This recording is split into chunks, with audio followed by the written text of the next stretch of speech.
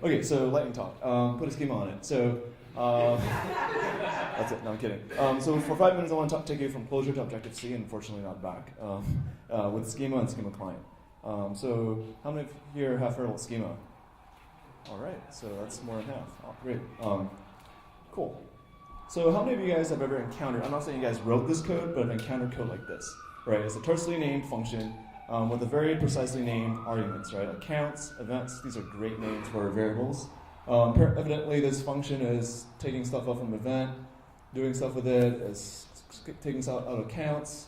It's assumed that these events have these keys, and it's just pushing it back to the event and just serving it back out. It's doing a great job. No, it's not. Like if you're at 9 p.m. and all your buddies are at closure night and prismatic drinking beer, you're the person reading this, and there are like 4 other functions with event as an argument name, right? And they actually refer to different events. You guys know, people are nodding. You guys know what I'm talking about. You hate your life. So the idea is that terse is not concise, right? Like closure allows you to write very terse code, but this is not concise code. There's a ton of information that's actually missing that are just, and the writer is just being implicit. So you say, I never write this code. I do a little better in this. And actually, by the way, like no one ever said this. Like no one in the closure community loves map soups. If you do, let me know. I'll sure to unfriend you. So you might do a little better, and you might, write doc strings, right? And you might, go fancy, go Java docs, and go params, return is great. And you think, I'm gonna write my function with a descriptive name, but really there's still a couple problems with this, right? So what are the issues? So documentation drift. When you update a function, you have to update the doc string. It's a lot of words. In fact, it's almost as many lines of words as there are like things doing stuff. What if the event changes the data shape? What if invalid data was passed in? How would you know? These are things that plague dynamic typing. In general, it's not just privy to closure. So at Prismatic, we encountered these issues, and we thought of a great solution to this, and it's schema. So really, what that function is doing is actually fraud detection. You had no idea. And really, what this function was doing the whole time is taking in existing fraud prevalence. It has a particular fraud event. It's actually trying to tell you the normalized value of these fraud events. And you can imagine these a lot in your machine learning code or whatever, right? Like you do a lot of these data transformations. And you might say, well, yeah, you made this a little bit more explicit, but you added, these 3 things, right? These 3 dev schemas, But really, you're just being explicit about it. These ideas exist the whole time. You're just not being explicit about it. And the poor reader who's digging through your code now has to infer, oh yeah, like user, or a normalized fraud event, surely the user actually, or this guy, surely the fraud event contains a refer with these 3 enums, right? No one says that. So please, if you ever write code like this, use schema. Cool, so there's a bunch of stuff that's written about it. I'm not going to go over it. I'm actually here to talk about schema client. And the reason is because why is schema so successful? Okay, so why don't I just set this up? So imagine here's a typical API response, right? So for Prismatic, we're very concerned with interests. And oftentimes, for instance, you have a user, and you want to return the related interests to that user.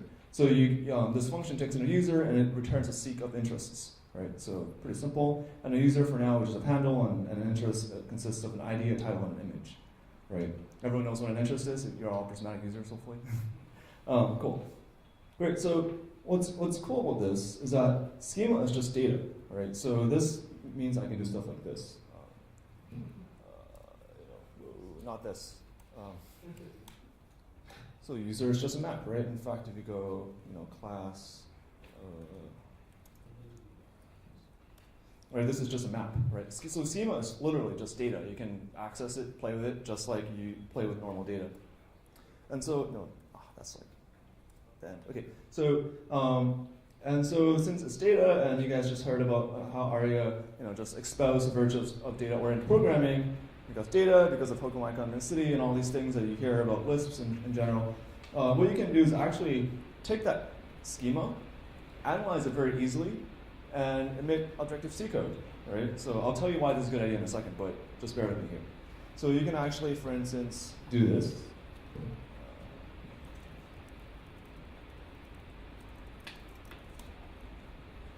So you can analyze schema, and here you see I'm starting to emit things that resemble what's required in a class. And I'm just going to execute this code here.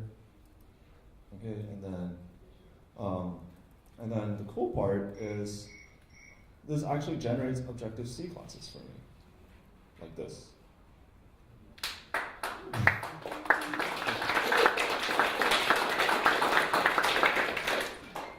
Okay, I have 30 seconds, so I'll just tell you why this is a good idea. So why is it a good idea at all? You get all the benefits of an IDL, an interface description language is a fancy word that just this says as a way to describe what the data actually is. So for instance, for a back-end front-end team, this has been a great multiplier for our productivity because we can just agree at the schema level and we don't have any data misunderstanding, right? So for those of you who've used Probufs or Thrift, you're used to these things, and when you're removed from it, you're almost like, oh, I just want that, right? I just want that thing that allows us to be so explicit and we're not tied to each other, right? I don't have to come over to your desk and ask, what is this key doing? Why? How many keys are here in this map? What else is there? So, and if you use Probufs, for instance, you know that there's a compilation step, and that's often very annoying. And finally, the two great last benefits is that data valid both ways. So right now on our back end, we actually validate all things that return to the client.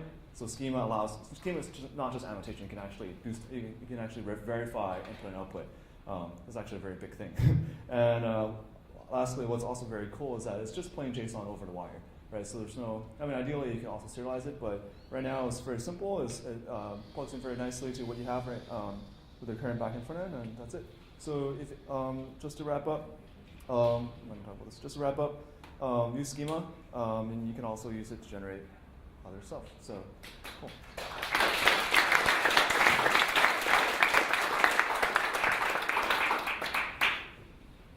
Quick question? Yeah. How are you defining the mapping between Java types and Objective-C types? Is that explicit somewhere? Or would we have to do that for each additional type you want to introduce? Yeah, so the question was how do I find this between Java types and Objective-C types? So it's more like, really what you're trying to do is you're trying to take this map, right? So you're trying to take, say something like this, and you want to just encode that in a class. So really like the Java class, oh, I see. So like for instance, these numbers and strings. Yeah, so how do you map a Java string onto an Objective-C string? There's a string. Okay. So so generally we haven't found it too difficult. We in fact also have enum mappings, and we actually have abstract classes and class extensions, and we're able to actually map class hierarchies nicely. I mean, schema is actually very unconstrained, so you actually have to constrain schema a little bit. But with the right constraints, which isn't actually that restrictive, you can generate a bunch of classes nicely.